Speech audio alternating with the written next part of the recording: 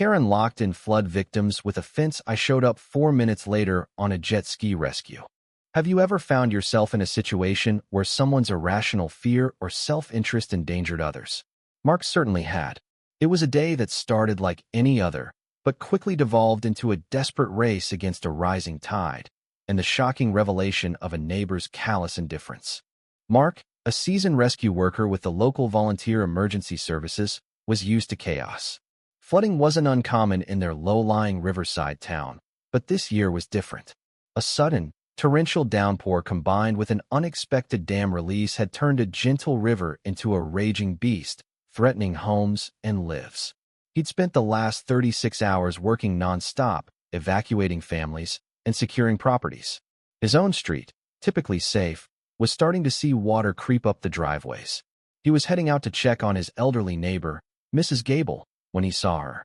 Eleanor Vance, the self-proclaimed guardian of property values in their quaint riverside community, stood at the edge of her perfectly manicured lawn, directing two bewildered landscapers. Eleanor, with her designer rain boots and an air of unshakable authority, was a fixture of neighborhood complaints, everything from barking dogs to unauthorized garden gnomes. But today, her obsession had taken a dark turn. "No, no, higher," she shrieked, pointing at a section of chain-link fence the landscapers were installing. "It needs to be at least 6 feet. We cannot have them crossing through my property." Mark paused, a knot forming in his stomach. "Them?" He followed her gaze to the cul-de-sac just beyond Eleanor's property line, a small, older section of homes that was rapidly becoming submerged. Residents, many elderly, some with young children, were wading through knee-deep water, desperately trying to reach higher ground, the very ground Eleanor was now attempting to block. His professional training screamed at him. This was a primary evacuation route, crucial for these specific homes, the only viable path to the main road before the water completely cut them off. The main conflict was terrifyingly clear. Eleanor was deliberately fencing off an escape route for flood victims to protect her own perceived privacy and property value, trapping them as the waters rose. Her self-importance was nauseating, her disregard for human safety utterly chilling. Mark immediately tried to reason with her. "Eleanor, what are you doing? People need to get out of there. This is a flood, not a backyard party." He gestured to the rising water, already swirling around their ankles. Eleanor merely scoffed, tossing her perfectly styled, rain-streaked hair. "This is my property, Mark, and I will not have it trampled by refugees." The word hung in the air, cold and hateful. "They should have evacuated sooner. Not my problem." She turned her back to him, barking orders at the bewildered landscapers, who looked increasingly uncomfortable. "Hurry up, before more elements arrive." Her eyes, usually just haughty, now held a glint of genuine contempt. Liam, a young father from the cul-de-sac, was wading towards them, his terrified wife clutching their baby on higher ground behind him. "Mark, the water's getting too high. Mrs. Higgins can't swim, and the Millers have 3 small kids. We need this path." Eleanor merely tightened her jaw, urging the landscapers to work faster. As if on cue, a sudden surge of water, almost knee-high, rushed down the street, causing Liam to stumble. The force of it almost knocked him off his feet, and he could hear the distressed cries of his wife and other neighbors trapped behind the rapidly sealing fence. It was no longer a minor inconvenience. Eleanor's actions had created a life-threatening blockade. In a fit of pure, unadulterated rage, Mark ripped out his phone and started recording. "Eleanor, you are actively endangering lives. This is going on record." He zoomed in on the panicked faces of the trapped residents, then on Eleanor's unyielding, defiant expression. Just then, an unexpected crackle came over his rescue radio. "Mark, emergency. Mrs. Gable's home, 2 blocks down, just had a partial collapse. She's trapped in the living room, water rising fast. Fire department is diverted. Your closest, ETA 4 minutes by water." A chilling realization washed over Mark. Mrs. Gable's house was directly in the path of the worst flooding, and the collapse was likely due to the structural stress of the rapid inundation. And the only way to reach her quickly, given the blocked roads, was by navigating the flooded streets, which meant his jet ski. But that cul-de-sac, the one Eleanor was blocking, led directly to a wider, deeper section of the street perfect for jet ski deployment. Eleanor's selfish act wasn't just trapping others. It was directly impeding a critical rescue operation for his elderly neighbor, a woman she claimed to care for. Mark didn't waste another second arguing. "Eleanor, you just signed your own damn warrant," he roared, then sprinted back to his driveway, shouting into his radio for backup to converge on the cul-de-sac. He launched his rescue jet ski from his garage, the roar of its engine echoing through the flooded neighborhood.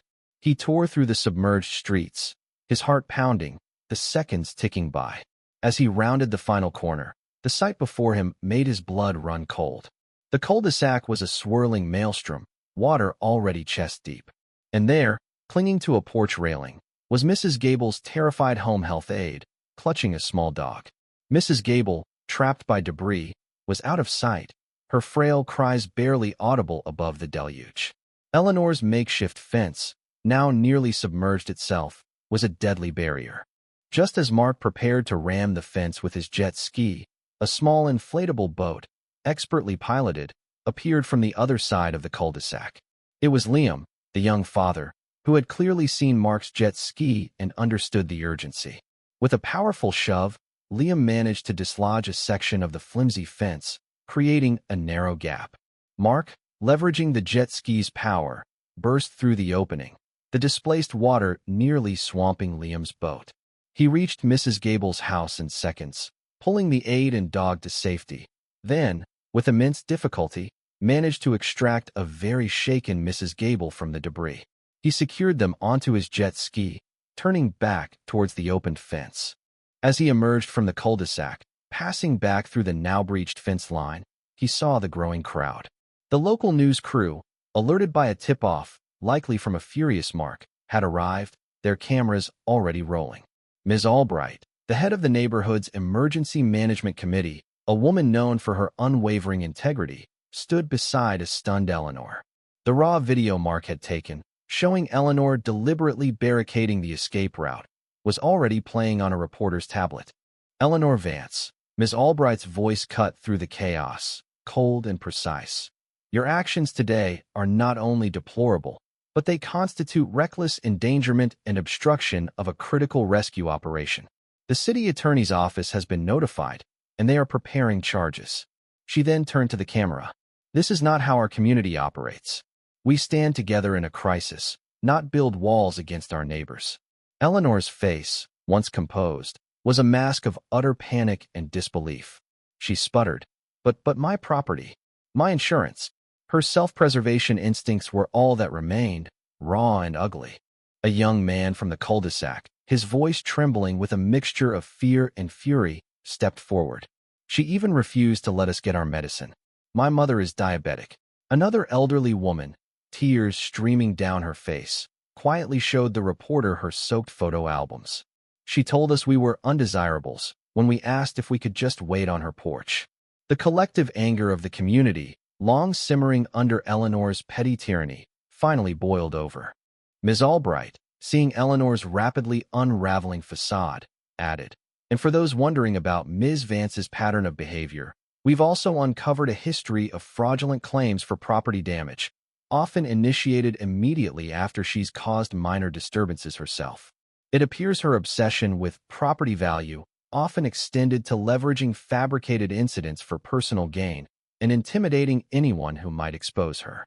Eleanor had always been consumed by a need for control, a desire to dictate every aspect of her surroundings, stemming from a deeply ingrained insecurity about her own status and an inability to cope with anything she perceived as a deviation from her rigid ideals. This flood, and the desperate vulnerability of her neighbors, had triggered a monstrous response, born from a mix of fear and utter contempt. The next few weeks were a whirlwind. Eleanor Vance became a pariah.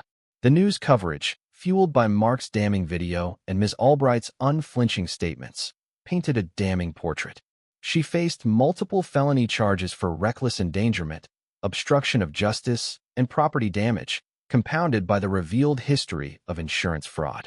Her carefully constructed social standing, built on her HOA presidency and various charity committees, crumbled.